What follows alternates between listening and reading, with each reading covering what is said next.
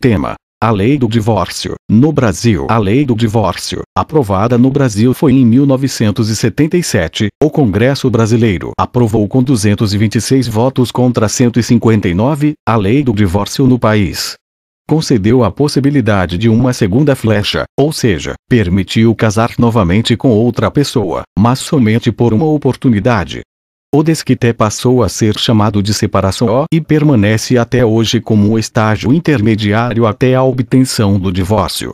Antes disso, as pessoas podiam construir uma entidade familiar e desconstruí-la quase que por inteiro, pelo desquite, mas não podiam reconstruir sua vida ao lado de outro indivíduo. Era como se tivéssemos apenas uma flecha para acertar o alvo. Se errássemos, não teríamos uma segunda chance. Até o ano de 1977, quem casava, permanecia com um vínculo jurídico para o resto da vida. Caso a convivência fosse insuportável, poderia ser pedido desquite, que interrompia com os deveres matrimoniais e terminava com a sociedade conjugal.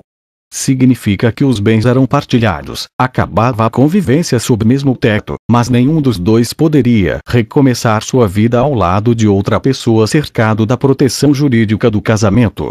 Em 1988 na Constituição passou a ser permitido divorciar e recasar quantas vezes fosse preciso. A prática dessa lei, que vai completar 39 anos e que revolucionou completamente a configuração das entidades familiares hoje existentes. Agora escute esta. Os países onde mais ocorrem pedidos de rompimento do matrimônio são Estados Unidos, Dinamarca e Bélgica, com índices entre 55% e 65%. E o Brasil não está abaixo. Segundo o IBGE, no ano de 2011, estava com 40% em contraponto. Os países com menos incidência de separação são países extremamente católicos como Irlanda e Itália, com números abaixo de 10%. Nas Filipinas, o divórcio ainda não foi legalizado. Agora pergunto: e nos brasileiros que temos um índice muito grande de evangélicos? O que estamos fazendo? Pelo que tenho visto, no meio dos cristãos está havendo mais separação do que no meio dos não crentes. Casamento no Brasil. O casamento introduzido no Brasil no tempo do Império, 1822-1889. Era regido pelas normas da Igreja Católica e o maior dogma referia-se à sua indissolubilidade. Até mesmo nas hipóteses em que se autorizava divórcio de cama e habitação, não havia rompimento do vínculo matrimonial. O que ocorria era apenas a separação de corpos. Se cumprindo assim o que diz Paulo aos Coríntios. 1 Coríntios 7:11. Se, porém, se apartar, que fique sem casar, ou que se reconcilie com o marido, e que o marido não deixe a mulher. O casamento civil foi instituído no Brasil em 1890, assim como o Decreto 181, de 24 de janeiro de 1890, que não tratava da dissolução do vínculo conjugal, mas previa a separação de corpos, também chamado de divórcio, contrapondo-se ao que era regido pelas leis da Igreja.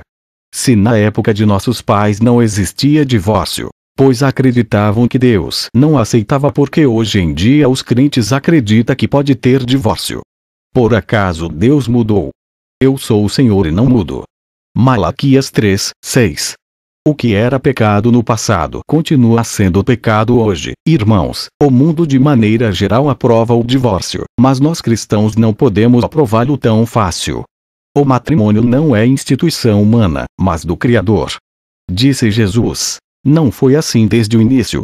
Portanto, o que Deus ajuntou não o separe o homem. Mateus 19:8. Marcos 10:9. Os judeus. Pergunta a Malaquias: por que foi que Deus nos abandonou? Vocês perguntam chorando. Eu vou dizer: é porque o Senhor viu a traição que vocês cometeram, abandonando suas esposas, que foram fiéis por tanto tempo. Aquelas companheiras a quem prometeram o cuidado e sustento. Ninguém com um pouco de juízo faria isso, pois o Senhor, o Deus de Israel, diz que odeia o divórcio. Malaquias 13:14-16.